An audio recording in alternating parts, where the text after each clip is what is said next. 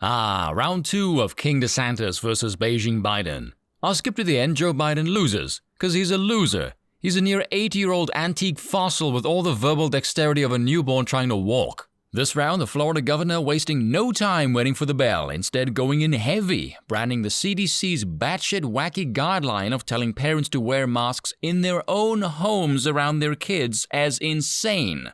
Can I just say, if there's even a single soul who considers that as anything other than sheer insanity, and I mean this without a lick of facetiousness, you are mentally deficient, you need help, seek some immediately.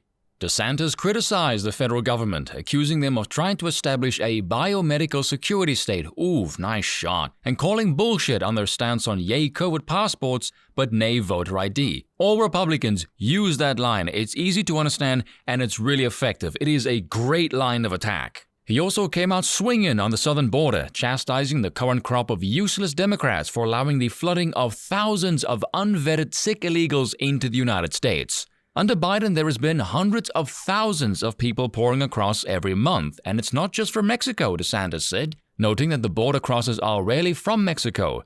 You have over 100 different countries where people are pouring through. Not only are they letting them through, but they're then farming them all across our communities, all across this country. In a final message to Biden, the Florida governor said, "Why don't you do your job? Why don't you secure this border? And until you do that, I don't want to hear a blip about COVID from you."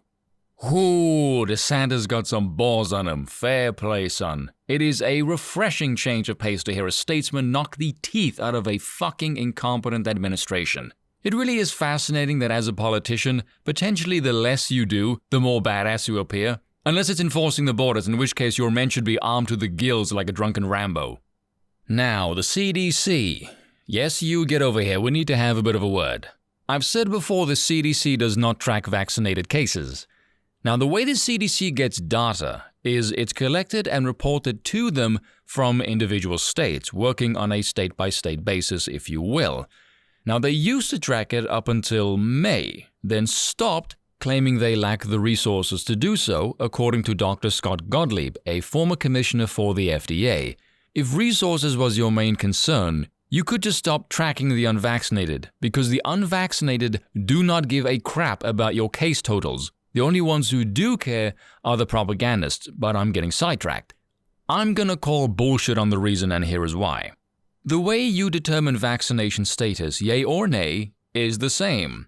So if you can track the few hospitalizations and death rates, according to the CDC they are very low, and these near 100% unvaccinated only cases, but then cite lacking resources as an excuse as to why you don't track the breakthrough ones, I'm not buying that.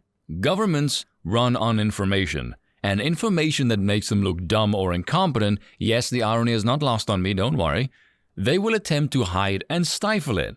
And if you have managed to dupe thousands of gullible Americans into believing your vaccine is highly safe and effective, and for some stupid reason I still can't figure out, thinking it makes you immune, well, let's just say you could have an active interest in not relaying that data to the public, seeing as it would shoot your credibility to shit.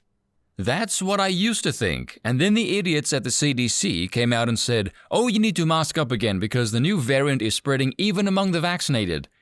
Which again just adds credence to the idea that your vaccinated cases are actually pretty damn high. And that's all for today. Until next time.